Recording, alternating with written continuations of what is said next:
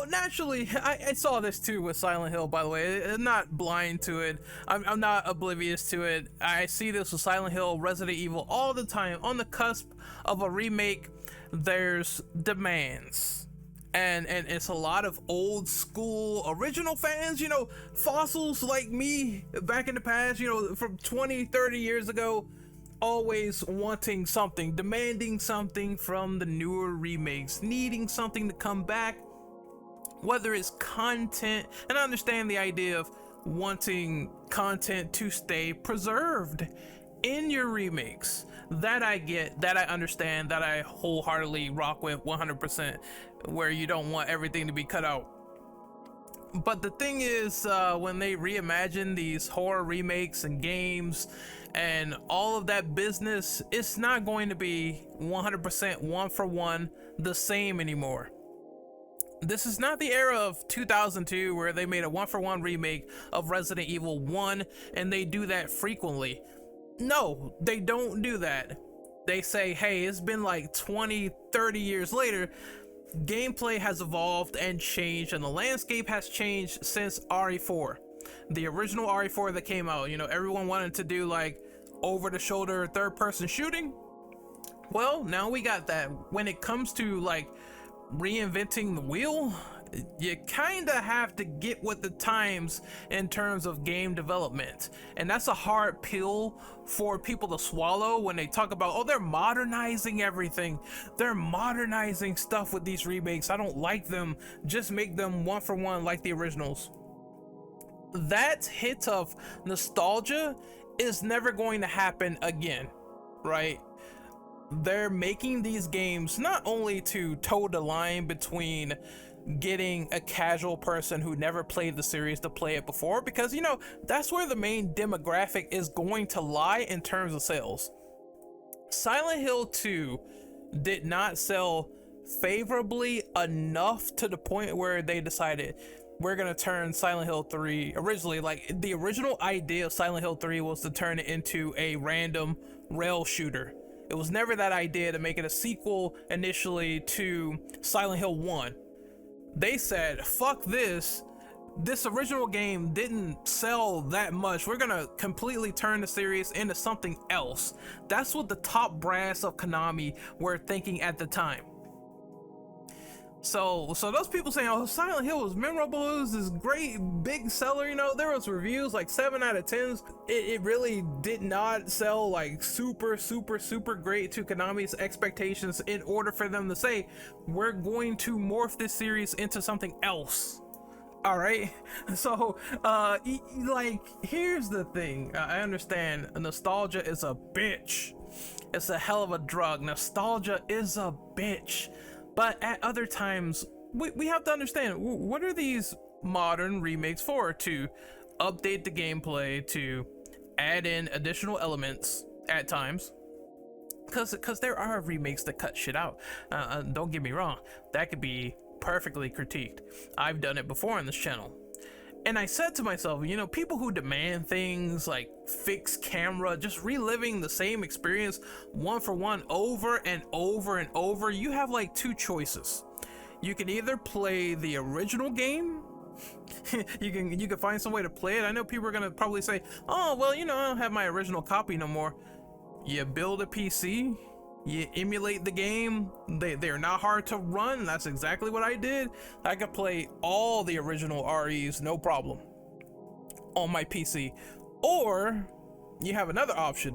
When people demand things like fixed camera, old dialogue, all that stuff, and say that it needs to be in these reimagined remakes, you shouldn't ask for it in those in particular, because they're building that game from the ground up. It's not going to be the same 20 years ago. They're going to have elements and thematics that stay in place, but it's not going to be 100% the same, because it is either a new team, new philosophies, new design ideas. You're getting all of that with reimagined remakes these days, with most remakes actually, like where the game is different in its own way. So what you should be doing is demanding for classic collections, where They will do something like Tomb Raider Classic Collection, where they touch up on it just a little bit graphically, and they're reselling you all of the older games, and you should demand for that, because you're getting what you asked for at that point. You're getting fixed camera, you're getting the older dialogue, you're getting all of that other shit. Personally speaking, I think that's the best compromise, is to, you know, make a small little bits and bobs game where you cater to the hardcore market. You have the classic collection right there, you get a little money, and that's it, right? I think that's fine. Or putting the game on a storefront where it's all available and people can buy it anytime, no problem. That is one of the downfalls of digital preservation, in my opinion, is when a company simply decides not to try. However, that being said, I have to tell people the harsh reality of the situation. Here's the thing: when they remake a game and you are part of the hardcore populace, just like I am, they're not just remaking a game to appeal to your nostalgia or appeal to you in general. Yes, you are a part of the demographic. Yes, I've played this game like 20 years ago, as an example. It means a lot to me. I want to see it come into fruition. But the reality is that they're not only trying to capture the essence of what the game was back in the past, but they're also trying to update it as well when they make a newer game. Therefore, I think it's foolish when people expect a game that was remade like from 20 to 30 years ago to be the exact same. It's never gonna happen. I have to break down the barriers. If you're expecting that, you are someone who is just not thinking outside of the box. You're not thinking clearly. There is never going to be a title remade from now to like 30 years later and it's going to feel the exact same. It's always going to be a different experience. These reimaginings are, at its core, new games under the guise of paint that the old one established. And that's something we need to understand every single time people complain about set features being lost. If it's not like just cut content, where I think cut content is a valid point. If you're just saying this just because, oh, well, someone looks different, or this thing looks different, or this has changed, or that has changed, you could be someone who doesn't like change, but you should expect change when they decide to reimagine a remake. And like I said, you're part of that very, very hardcore audience. The hardcore audience did not push any of these Silent Hill games to sell as well as the Resident Evil titles. I'm sorry, that's just the truth. Like, Silent Hill has always been a niche selling franchise. It's very clear with what they're doing now and everything that Bloober Team is doing now. They don't just want to capture only the hardcore demographics. There's that little, well, I'm not gonna say little, there's that big sliver of people who've never played Silent Hill, new age survival horror gamers, casuals. They want to capture that market where, I'm sorry to say this, but some people out there exist who don't want to go back and play old school retro games, either because A, they think they look like shit, or B, they don't like the controls, they think it looks awful. Maybe they watch like a let's play of the story and they want to play it in a new form, a new fashion sense, in a way where the game feels like it's updated. You know, some people are spoiled by the wave that RE4 OG created, where it's like, okay, this style of over-the-shoulder camera angle and shooting, and we evolved into walking and shooting with survival horror games. That shit is very well done. I want more of that. I don't want to delve into the past. I am not a fan of fixed camera.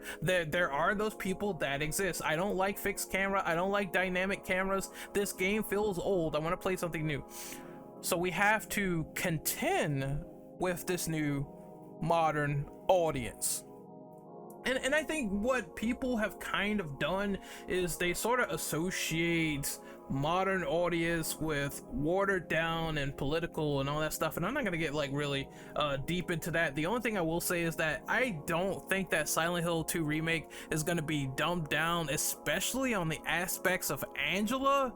I think those are gonna be more or less the same in the story. I mean, if they weren't persevered, or you know, if they weren't like gone after in some degree, then Abstract Daddy would not be in the game at all for Silent Hill 2 remake. That's just is what it is. The fact that he is there signifies that, yeah, that tragic tale and story of Angela is going to stay resident through the plot line. And I think personally, we, you know, these games, and this is another truth bomb for the people that tend to say, oh well, these new modern remakes aren't for me. Well, I'm sorry to tell you this, but any iteration of a game whatsoever, it might have the possibility of not being for you in the first place. You know, you might have loved Resident Evil 2 back in the past, but Resident Evil 2 remake just probably didn't appeal to you for whatever reason or some reason, because not every game is meant to cater to said person, even if it caters to someone else. So I haven't had this feeling quite yet, right? I've always been under the notion that if I am playing a reimagined remake, I'm trying to, you know, see what it's like as a game itself, see how good it is, see how good the new refinements feel, and weigh it against the older ones, and then I have something to, you know, have a little fun discussion with, compare and contrast. And sometimes I like some things more than others, like the gameplay, of course, the graphics, of course, is much better now than it used to be in the past, and that's just a goddamn truth bomb. That's just a fact, right? I love classic RE, but I also still love the modernized remakes of Resident Evil because they simply play better than what they used to. And that's one of the main draws of those games. Like, that's one of the main appeals. Like, the main rabbit out of the hat is that it feels fundamentally better to play as a video game. And I'm sure they're trying to capture that same feel with Silent Hill 2 remake.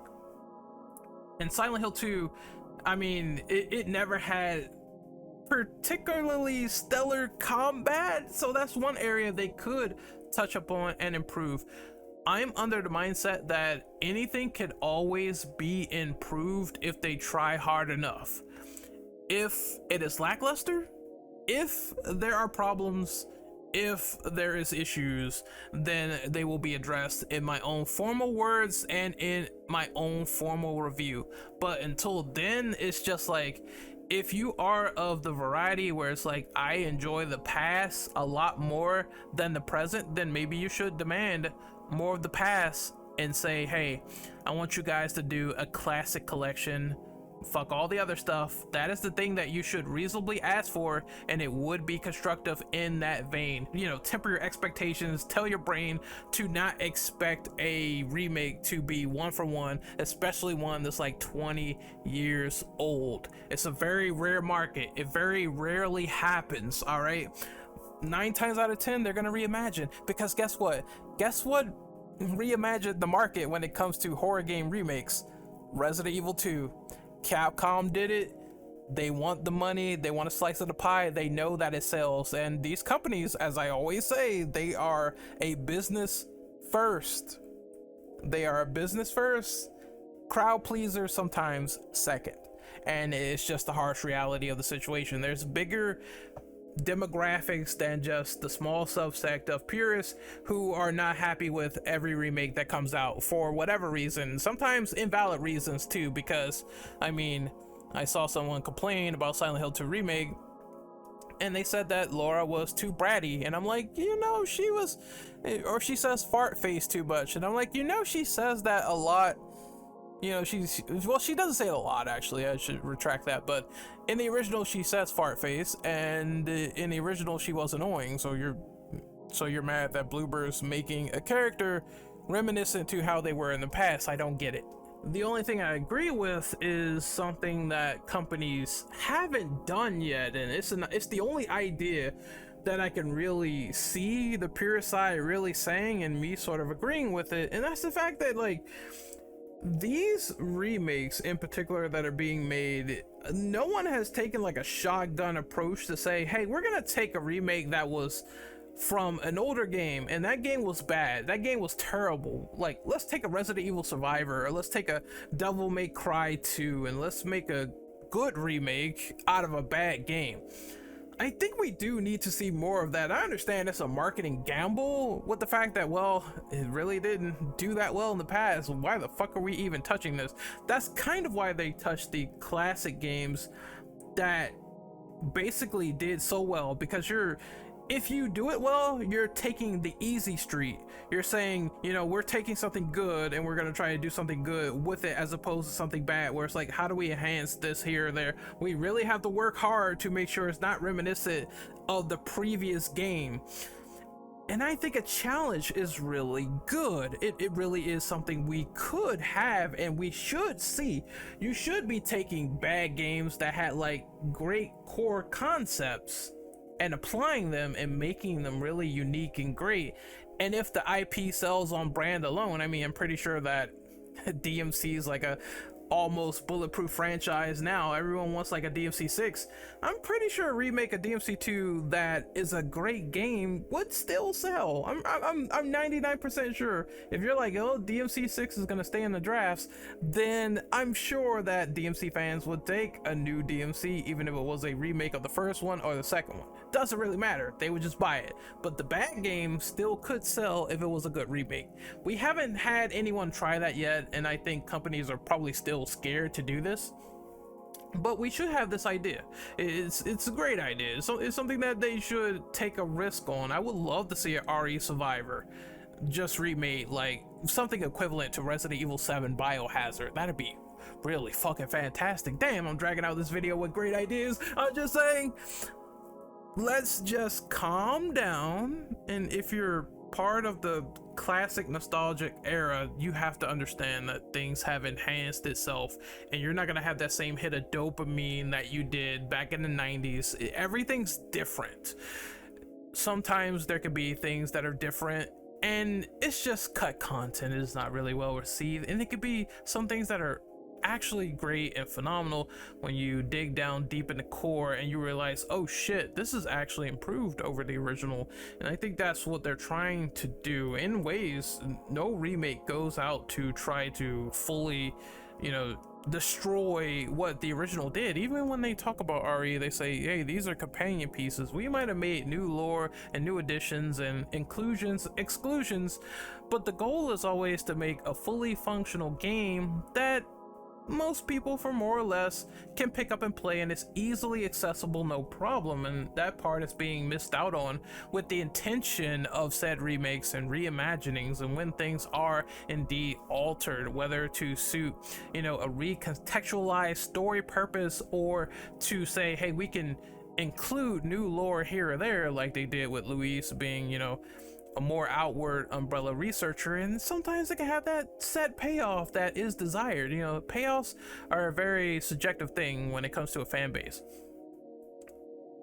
But if you're wanting the same old, the one for one, all that other stuff, and one for one was shunned, by the way, when it came to The Last of Us Part 1. You know, people were like, this is the same old shit. So even that has like an extremist negative effect when people saw that, just to say, oh, well, it's the same old game no more. And I can understand the cut of factions, and I can understand the price tag being spicy to some people, but it was also criticism saying, oh, it's the same old shit. Well, don't you want the same old shit too? I don't understand the logic here. What type of game do you want with a remake where you know it's not going to be 100% one for one like the original? You know that. So what do you want exactly? Me personally, I want a remake where it's like they reimagine the fucking thing, they add in new areas, they add in lore and exposition that could maybe be like, oh, well then yeah, that part makes better sense, or maybe the original didn't explain this part that much, or maybe you could enhance it with like a slight NPC or character or two where they are indeed more integrated and fleshed out with the story, and you know, just build on what is there, what is needed, and do your best with it. And that's how I want to play these reimagined remakes. I want to see something new in a recontextualized lens, and I want to enjoy the experience. I want the gameplay to feel really right and good, and that's what it should be. That's what the goal should be all along. I think to go counterproductive against all of that is what I would deem as a bad remake. When you decide not to enhance anything, you decide to regress like about 12 steps back, and that's when you get a bad remake. Okay, anyway, I'm signing out for real this time. Damn, I went on a little bit long. But I will see you guys next time. Hopefully you enjoyed this discussion, and as always, like I said, if you have a knack for the past, you gotta understand that the past is just different this time around. It's good when a horror remake takes a thematic and decides to put it there, and it's like, oh, what you know and love is still there, but it's still under a new lens, and I don't think that lens is always as terrible as people make it out to be. And I want to squeeze this little part in here as a PS. I'm sure someone's gonna say, well, you just simply don't understand that we don't like change. Here's the thing, you can change something and it's just not annoying to some people, right? It's not a big deal. Like, for change, some people treat face changes and clothing changes as deal breakers to me. Like, small pieces of apparel is a deal breaker to someone else, whereas to me it's not the biggest deal in the world. I'm sorry to say that it's really not.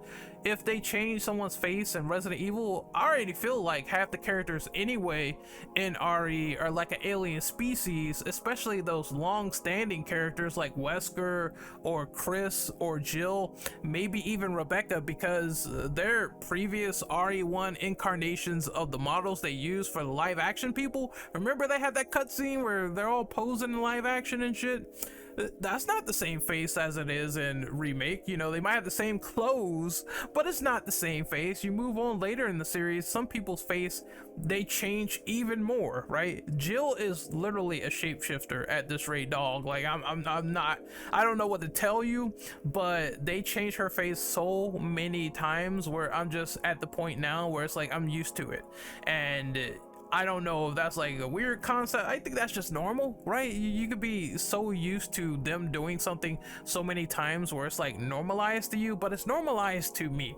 I feel like until these things completely just make Jill into a character that she's not, or it breaks Jill, or it ruins her characterization, her story, her lore, until those things happen where everything on a singular level is diminished, then I'm probably gonna care about them doing all these micro changes to the character. But if it's still the same person on the inside, it's still the same person talking, it's still Isaac Clarke talking, and all this other shit is still Gunnar Wright, they're still doing it in the fashion that they're doing it in, then all of these things are just like, at most, surface level, and it's not anything detrimental to the actual experience or the actual characterization or the actual immersion. Like, I don't find a change immersion breaking whatsoever. They made